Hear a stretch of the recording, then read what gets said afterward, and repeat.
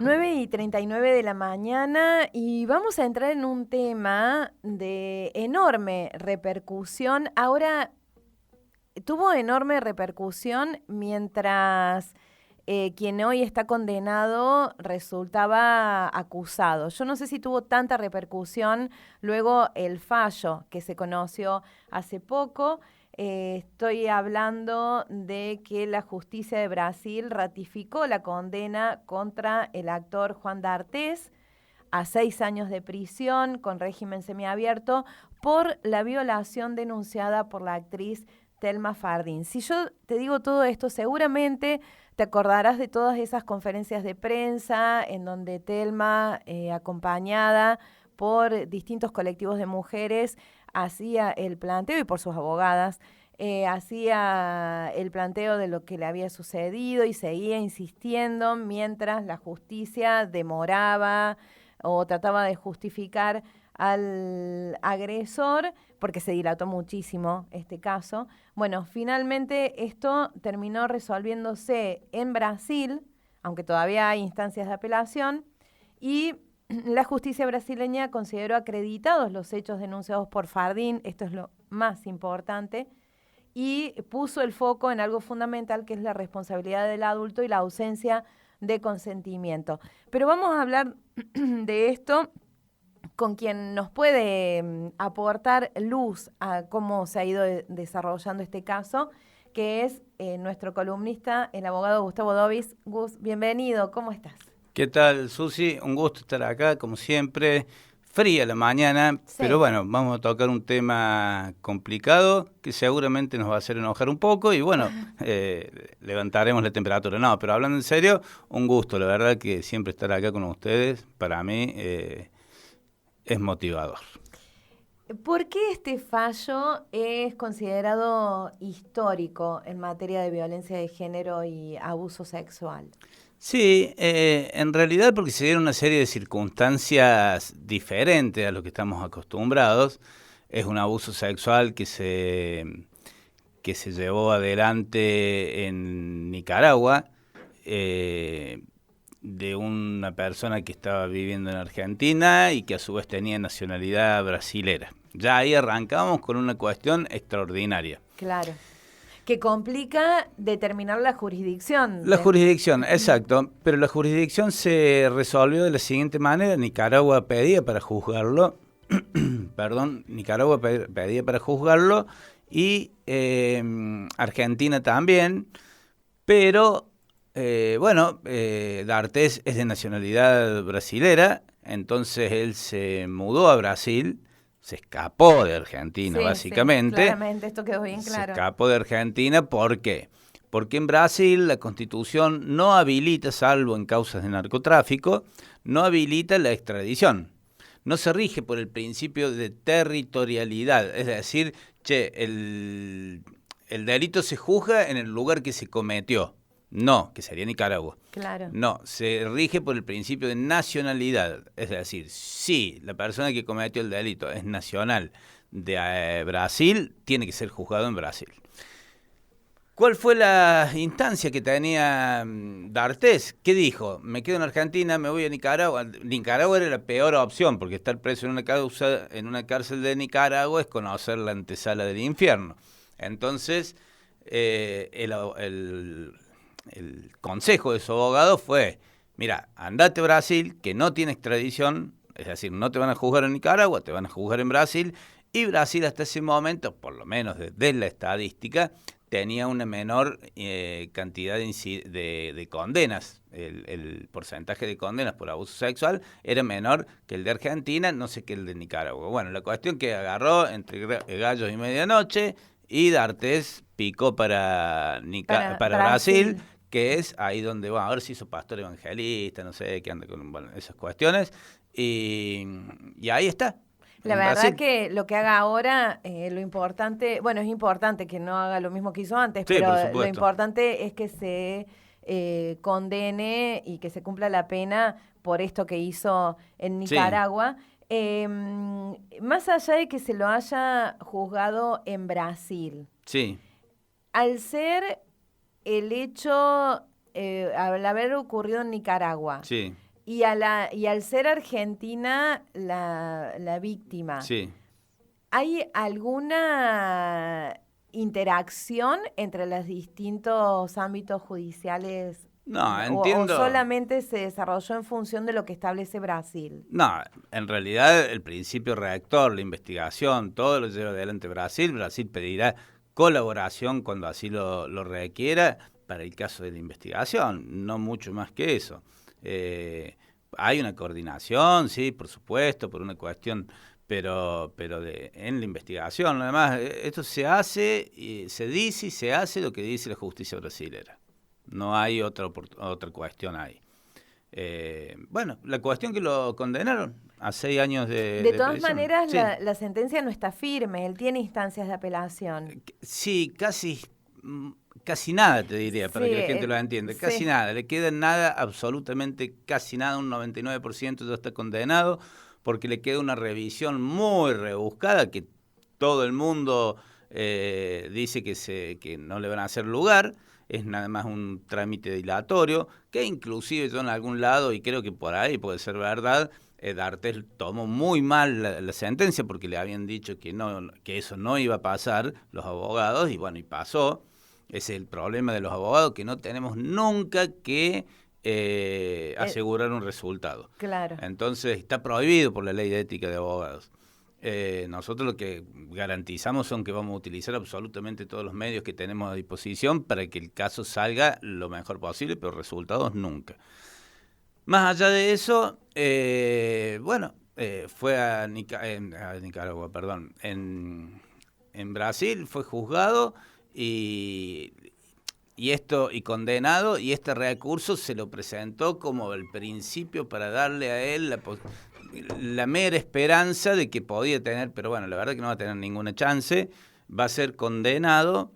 Leí en algunos lados que se está pidiendo esto de la prisión discontinua, o depende del nombre que tenga en Brasil, que es que va a dormir en la cárcel y en el día va a hacer trabajos comunitarios. Bueno, eso la verdad que todavía yo creo que ahí la prensa se adelanta un poco, porque no lo va a terminar estableciendo el juzgado de sentencia, la Cámara que lo condenó, sino el juez de ejecución penal, ese tipo, la modalidad de la pena. Pero hay posibilidad que ¿Que se le otorgue ese Sí. beneficio? Y yo creo que sí. Yo creo que sí. No es tan fácil tampoco, ¿eh? Claro. No sé cómo es en Brasil. Acá tampoco es tan fácil. Ahí está bueno esto tenerlo en cuenta, que generalmente para que se te otorgue ese beneficio tiene que haber transcurrido un tiempo en prisión efectiva como cualquier preso común. Entonces, recién ahí vos podés empezar a pedir, así, che, mira, yo quiero salir de día, trabajar, porque, bueno, no es tan fácil. Es como que ya lo dan por sentado, a lo mejor se lo dan y me equivoco, pero la verdad que no lo veo como algo inmediato. estos 6 años que le han dado de pena son de cumplimiento efectivo. Son de cumplimiento efectivo, pero bajo esa modalidad, digamos. Y en Brasil, Y en Brasil, sí, en Brasil. ¿qué modalidad? Esta Esta que, régimen semiabierto. Es el régimen semiabierto. No me está escuchando, Álvaro. No, sí, pero me pensé, genera una profunda frustración, le digo. No, entendí que lo del régimen semiabierto Sí, era algo que se podía determinar después de que haya un cumplimiento efectivo al principio. Sí, es que en realidad vos tenés este régimen, lo podés pedir de entrada, y tu pena a lo mejor la transcurrís los 6 años de esa manera. Normalmente, ¿qué pasa en la realidad? No te la dan de una, como dicen los chicos, ¿me entendés? Te lo dan cuando ya cumpliste a lo mejor la mitad de la condena. Te dicen, bueno, mira, ahora le vamos a otorgar el beneficio de la libertad semiabierta, de la ejecución de la pena, claro, de manera semiabierta. Y bueno, entonces usted va ahí, duerme en la cárcel y cumple este tipo de tareas comunitarias, o también puede ser un trabajo privado o un trabajo público. No sé por qué lo ponen como tareas comunitarias únicamente, pero es más amplia la cuestión. Un dato importante es que se haya tomado como fundamental el testimonio de Telma, Sí, porque habían transcurrido mucho tiempo desde los hechos, que eso fue algo que se cuestionó muchísimo en los medios de Argentina, Sí. ¿Por qué después de tanto tiempo? Y de alguna manera, y lamentablemente con costo para ella, pero de alguna manera terminamos entendiendo Ujú. que pase tiempo hasta que la persona se anima a Hasta que puede. contarlo, hasta que pueda hacerlo, no quiere decir que no haya sucedido. Claro. Y eso creo que es algo que también queda probado con esto. Sí, en realidad en toda esta progresividad de leyes que hemos tenido, que han estado buenas, muchas, también tenemos lo que se llama la ley de respeto a las víctimas, que estableció básicamente esto, para la prescripción. Dijo, che, Claro. la prescripción no empieza a correr desde el momento del delito para el caso de los abusos sexuales. Empieza a correr desde la denuncia de la víctima. Porque la víctima no denuncia cuando la obliga la ley, denuncia cuando puede. Y no siempre puede. Por una cuestión emocional, por una cuestión de bloqueos, por una cuestión que sabrán explicar mejor los psicólogos, y no siempre puede. Entonces, ya está dado, es decir, poner en tela de juicio, suponete que viene algún caído de esos que nunca faltan y te dice, che, sí, pero mirá, después de tantos años denunció. Es que Mirá eso es lo que se bueno, decía. claro, exacto, qué casualidad, mira, como poniendo en tela de juicio la Sí, denuncia. sí, todo el tiempo se la quiso poner en el lugar de que ella estaba tratando de perjudicar a Juan D'Arte. Yo no me acuerdo Claro, cuando empezó claro. todo esto. ¿Cuál sería el beneficio de Telma Fardín si vos te pones a pensar? Y no lo sé, pero Ninguno. claro. Ninguno. Es poner semejante cosa. Ninguno. Pero Pero bueno. eso era lo que se planteaba. De hecho, cualquiera que haya estado en una conversación Sí, con sí, gente, las locas estas que Claro, siguen, sí. ¿para qué? ¿En qué están perdiendo Sí, tiempo? sí. Nadie les va a hacer caso. Sí. Se lo hubiera pensado mejor. Todas esas Sí, como frases si lo hubiera podido pensar. espantosas. Claro, pero todo eso se dijo y lo estoy diciendo, Sí, lo estoy no, hablando no. en grupos, pero también Sí. a nivel mediático, por ahí con un poco más de cuidado. Pero acordate cuando empezó todo esto. Pero en las redes sociales, que son la cloaca de la sociedad, donde se pueden manifestar realmente lo que sienten y piensan, era constante. La cuestionada era ella. Claro. Sí, Hasta que esto empezó a tener otro cariz cuando la justicia de otro país empezó a actuar. Bueno, y ahora con la condena ya eso cerró la boca a un montón. Más o menos, Álvarez. Sí, ojalá que. Bueno, pero por lo menos es una para condena. Ella, sí, para ella es un triunfo, sin lugar a dudas, porque se expuso, pudo sacar esto afuera. Había antes que ella denunció lo mismo a otra chica, y cuando ella ve lo que denuncia la otra chica, dijo, yo también tengo que denunciar. Por eso está bueno esto. Y por eso esto trasciende lo que ha pasado con Telma, me parece, y también abre la puerta a un montón de otras mujeres, porque lo que pasa muchas veces también de por qué no se llega a la denuncia es porque lo que se piensa es, me voy a exponer en algo que es humillante, agraviante doblemente, revictimizante, para que después no pase nada. Claro. Bueno, entonces acá que sí haya pasado. Que pase. Claro. Lo importante es que pase. Pero bueno, la cuestión que sí, que se llegó al fin de este ciclo para ella, de manera positiva. El Tribunal de Brasil... Hay que recordarle a la gente que opina sin saber y que opina con todos estos prejuicios, que normalmente este tipo de delitos ocurren en el ámbito de la intimidad. Intimidad, no hablo de una intimidad de pareja, hablo de una intimidad en la cual no hay terceras personas involucradas. No hay testigos. Claro, salvo que sea un abuso múltiple, por decirlo así. Pero no hay testigos, porque el abusador busca eso generalmente, que no haya testigos, que no haya gente que pueda ayudar, la absoluta indefensión de la víctima.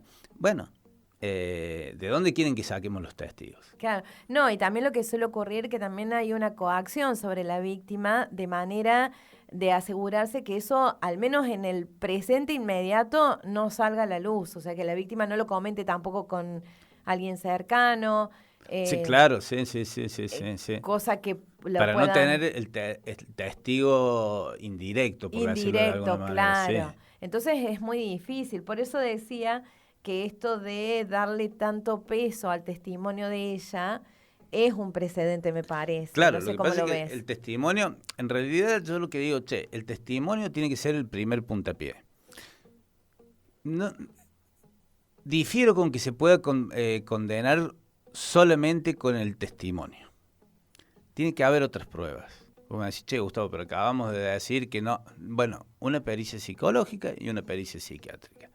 Sí coinciden, pero bueno, lo que pasa es que las pericias están complicadas para que sean acabadamente como dicta la ley. Pero si las pericias coinciden, listo, ya está. Si la persona no tiene tendencia a mentir ni a fabular, etcétera, etcétera, y si damos con que el otro es una persona narcisista que ve la realidad de otra Manipulador. manera, ya tenemos indicios. Los indicios, más los dichos de la víctima, bueno, es sumamente importante. El Tribunal Superior de Justicia de Córdoba, ayornándose a los tiempos, dijo eso. Dijo en una sentencia que el testimonio de la víctima debe ser ponderado como una de las pruebas más importantes. Así que bueno, eso es lo que pasó acá. Y bueno, la justicia brasileña falló a favor de Telma Fardín, son 6 años, que hay que ver la modalidad en que los va a cumplir. La pena no se pudo probar, y eso es, sí, lamentablemente por el paso del tiempo, el acceso carnal, porque si no estaríamos hablando de otra pena. Ah. Lo que se pudo probar es que sí, sufrió un ataque sexual, no se alcanzó a probar de qué manera, pero por los dichos de la víctima, pasa que ahí sí ya nos hacía falta la prueba médica, por ejemplo. Claro, claro.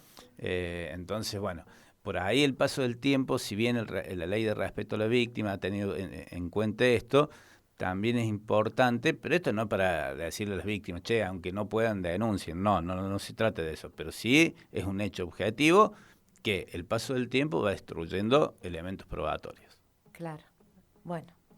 La verdad que en esto celebramos la condena porque es muy importante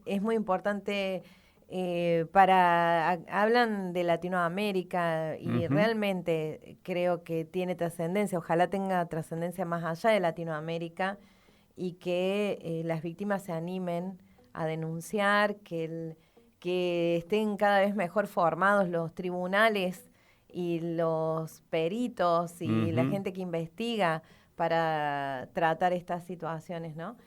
Bueno, Gustavo Dobis, muchísimas gracias por ayudarnos a tratar de entender esto que ha sucedido y no dejo de pensar en ella, ¿no? Tanto a lo que se expuso, la decisión que tomó y finalmente tener un fallo, desenlace, claro, un desenlace, favorable. sí, esa era la palabra. Sí, gracias. Pero no, sí, y sobre todo, bueno, que sea acompañada y que sea bien acompañada, porque no es fácil. Después de una lucha tan larga, y yo lo he visto en un montón de casos inclusive de Río Cuarto, la denunciante es como que se queda vacía. Toda la energía que tenía para demostrar la culpabilidad de la otra persona, cuando ya está demostrada, se queda vacía. Tiene que haber ahí un apoyo muy fuerte desde lo psicológico, inclusive desde lo psiquiátrico, porque es un golpe muy fuerte. Se encuentran con que ya no hay más nada que hacer, y más allá que termine condenado, la sensación de injusticia va a seguir por siempre, porque la sensación de injusticia es decir, che, ¿por qué yo tuve que pasar por esto? Es una reparación muy a medias, la condena del abusador.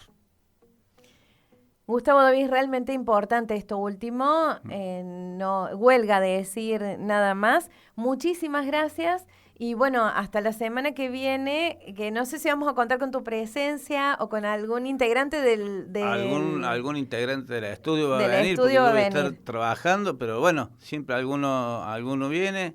Ya estamos preparando acá, la tenemos en las gateras, como se dice, a la mascota del estudio, la mascota de las causas difíciles. No le digo realmente el nombre que le hemos puesto, No. porque nos desenreda, se pone a estudiar y nos desenreda las causas difíciles. Bueno, no Que... vamos a decir el nombre. No vamos a decir el nombre. No. Sí. Pero bueno, el estudio Dobis y Asociados lo encontrás en Instagram, ahí te podés comunicar y vas a ser asesorado de la mejor manera y sobre todo desde con un componente humano que no es menor en estos tiempos. Gracias, Gus. Hasta la próxima. Gracias a vos.